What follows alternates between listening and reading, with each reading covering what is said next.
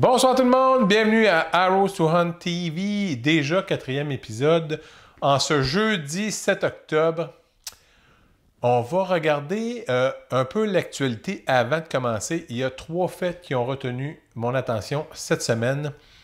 Donc, le premier, la fameuse transaction que tout le monde parle, CEPAC Anticosti, qui ont fait l'acquisition de 1500 km² de Safari Anticosti.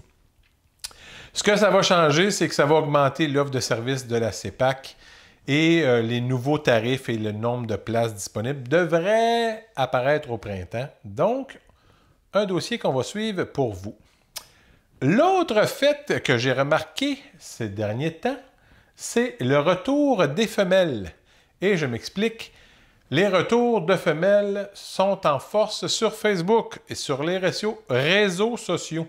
Je n'ai jamais vu dans les dernières années autant de chasseurs fiers de poster leurs photos de femelles et dans le respect dans les commentaires. Et chapeau aux chasseurs, chapeau à Unis pour la Faune qui a fait une job de bras là-dessus.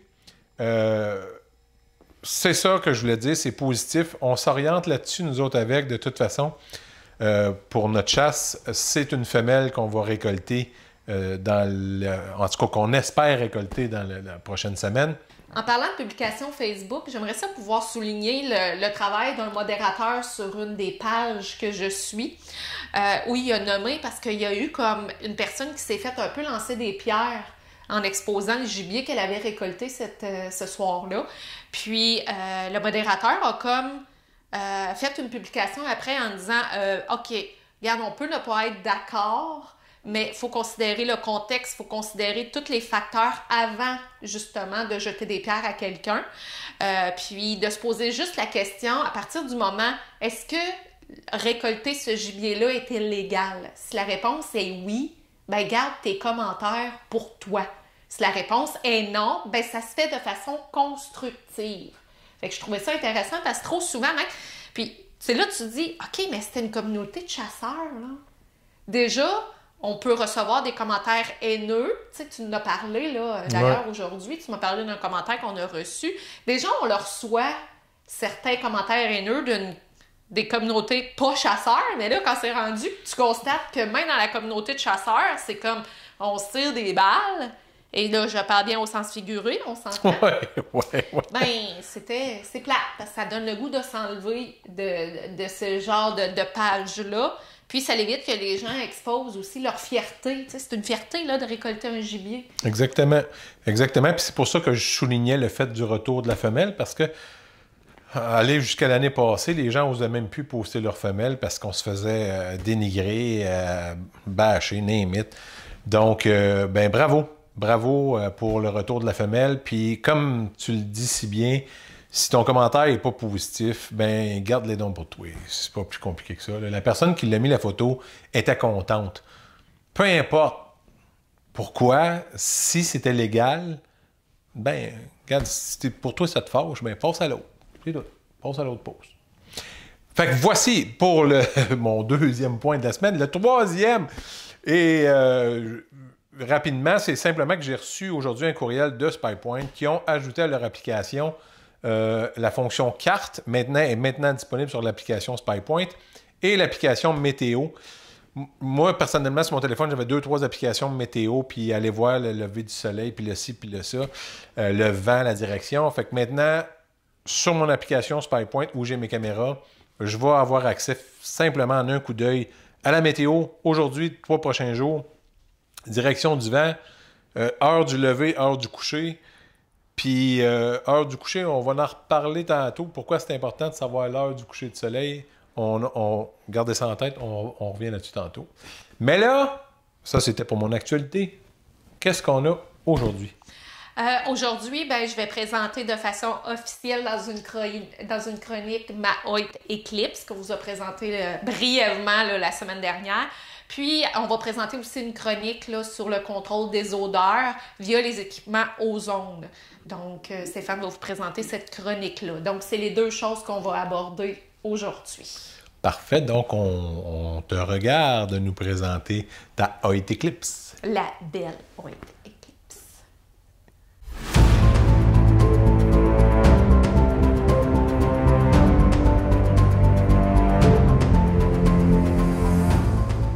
j'étais toute excitée à l'idée de vous parler de ma nouvelle partenaire de loisirs, mais aussi de chasse. Donc, ma Hoyt Eclipse, ma toute nouvelle arc que j'ai reçue la semaine dernière.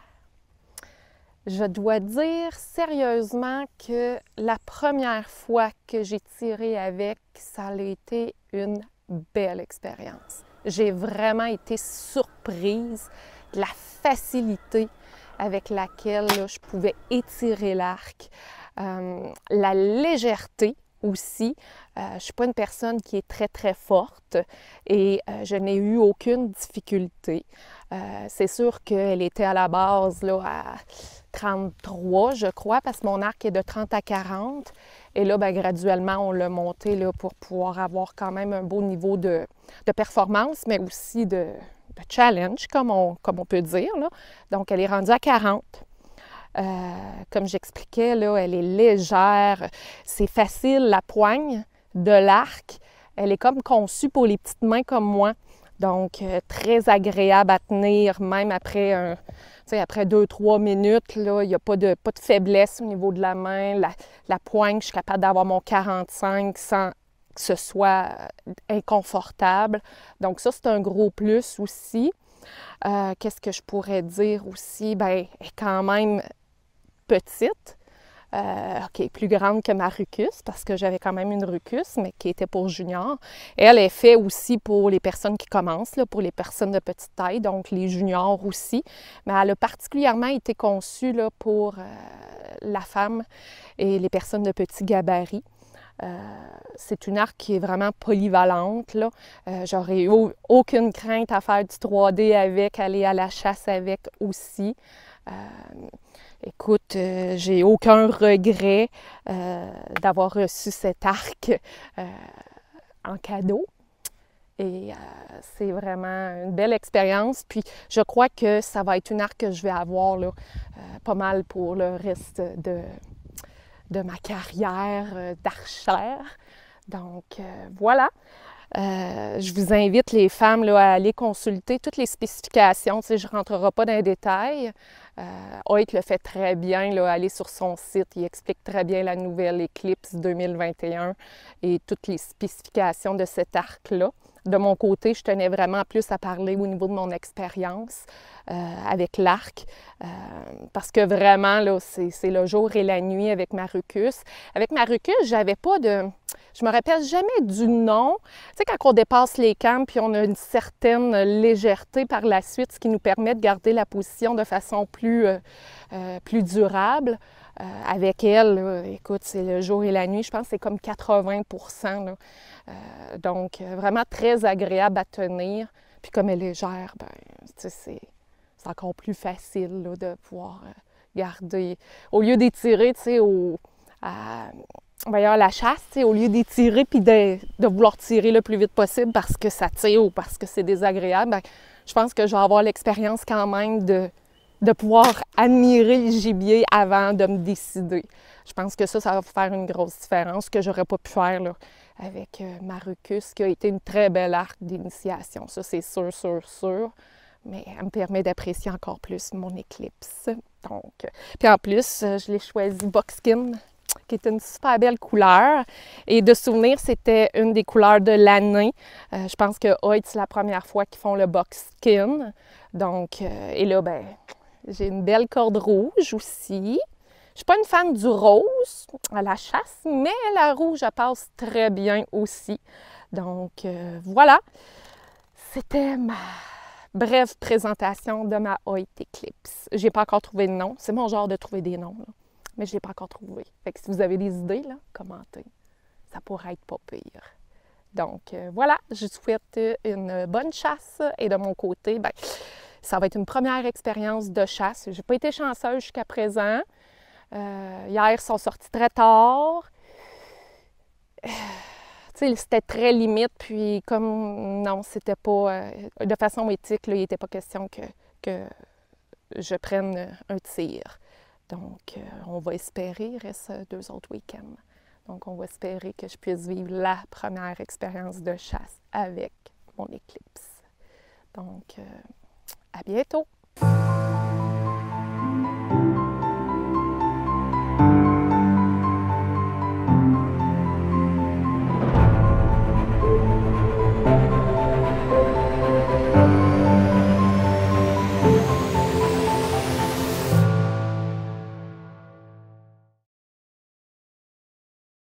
quand je me regarde, là, je trouve toujours que, tu sais, il y a un over-enthousiasme, hein? Tu te laisses emporter et tout ça. Puis 2 choses que j'ai dit, c'est comme, j'ai pas de regret d'avoir reçu un cadeau. Hey boy! On part de loin si je serais rendue à dire que je regrette. J'en regrette. Oui. Je dirais plutôt, je suis reconnaissante du cadeau que j'ai reçu. Et la deuxième chose que j'ai trouvé bien drôle en me regardant, c'est on peut tenir notre arbre 2-3 minutes. Parce qu'elle est légère. Non. Faut quand même être réaliste. Ça fonctionne pas comme ça. Et c'est ce que j'ai appris dans ma première expérience de chasse. Dans la fin de semaine. On a beau avoir la meilleure arc, ça reste qu'il y a comme toute une technique, il y a comme tout un... Comment je pourrais dire? Un processus. Un processus. Il y a plein de questions qu'on se pose. Je donne l'exemple, là, j'étais dans ma cache avec Stéphane, puis là, je réfléchissais, Julien n'était pas arrivé, rien de ça, puis là, je me dis, OK, mais je peux-tu vraiment tirer avec mon arc, avec ma cagoule? Est-ce que je peux, tu sais, mettons, avec mes gants, ça va changer quelque... Hey, c'est vraiment complexe, là. Il y a plein de données qu'il faut considérer quand on chasse à l'arc versus, moi, je suis une chasseuse à l'arbalète depuis plus de 17 ans. Donc, mais c'était la première fois que je me cassais la tête à ce point-là de dire, OK, là, Lorraine, il faut que tu enlèves ta cagoule. Là, il faut que tu fasses attention à ci, il faut que tu fasses attention à... Écoute, c'est une chasse sportive, là. Quand même, là. Oui, absolument. Cerveau, ça roule, là. Toi, t'es habitué que le cerveau roule. Moi, habituellement, bah! hein, il est un peu plus lent, mon cerveau, hein? Franchement. Non, mais c'est vrai, je m'assume quand même. Voyons. L'actualité, c'est lui qui la raconte, pas pour rien, hein? Donc, voilà, fait que ça a été comme vraiment une première expérience de chasse en fin de semaine. Puis, je sais pas si tu t'en allais là tantôt, quand tu disais le coucher du soleil, à quel point c'était important. Mm-hmm. Ben, tu sais, comme première expérience de chasse, ben, j'ai eu... il est arrivé 2 situations particulières. Hein. La première journée de chasse qu'on a eue, ben, on a constaté que notre site d'appâtage était trop boisé. Fait que 6h30, 7h moins quart, c'était sombre, au point où on a plié bagages. Ça servait absolument à rien parce qu'on avait de la difficulté déjà à distinguer. Fait que si en plus... le chevreuil aurait arrivé, la sœur de Virginie, ben, on aurait eu de la difficulté à vraiment cerner, dans le fond, l'espace vital. Donc, ça a été une première apprentissage. Donc, c'était peut-être pas le meilleur site, mais c'est vrai qu'il faisait pas beau, fait que déjà, c'était sombre. Et le lendemain, on s'est installé, dans le fond, dans le champ, parce qu'on pensait justement que c'était pour être éclairé plus longtemps. Ça a été le cas, effectivement. Mais ils ont quand même sorti à 7h07. 7h05. 7h05. Déjà, il faisait déjà trop sombre de toute façon à 7h05 quand ils ont sorti. Ils n'étaient même pas rendus à notre site d'appâtage. Donc, j'avais pas nécessairement non plus de visée claire et précise. Puis, ben, quand on parle de 30 minutes après le coucher du soleil, donc le coucher du soleil est à 6h38. Exact. Fait qu'on était vraiment à quelques minutes de l'heure légale. Et au-delà de l'heure légale, c'est l'heure aussi d'éthique, je trouve. Exact. Tu sais, j'étais peut-être encore dans le 30. J'aurais pu dire, ben, je suis encore légale. Oui, mais je ne serais pas éthique. Parce que je n'avais pas une vue précise de l'espace vital, la zone vitale du chevreuil. Fait qu'il y a comme encore une distinction entre faire, ah, ben, moi, je suis encore légale, oui. Ouais. Mais est-ce que de façon éthique, là, c'est à nous de se poser la question, puis moi, c'était clair que non. Mais tu sais, à l'arbalète, souvent, les télescopes sont plus clairs que ce que l'œil humain voit. Fait que peut-être qu'à l'arbalète, oui, tu aurais pu prendre un tir à ce moment-là, éthique et légal. À l'arc, tu n'as pas ça. Puis, juste pour vous dire à quel point c'était noir, quand moi, j'ai parti la caméra, parce que Lolo m'a dit « Elle s'en vient. » J'ai parti la caméra. La caméra m'a dit « Vous avez oublié d'enlever le bouchon. » Mais c'est pas vrai, là, le bouchon n'était pas là. C'était pitch black pour elle. Là. Donc, puis à l'œil nu, nous autres, on voyait, là, on a bien vu les 3 chevreuils, mais c'était des silhouettes. Là. C'était des silhouettes. Là, donc, c'était pas... C'était pas pensable de prendre un tir éthique sur ce chevreuil-là.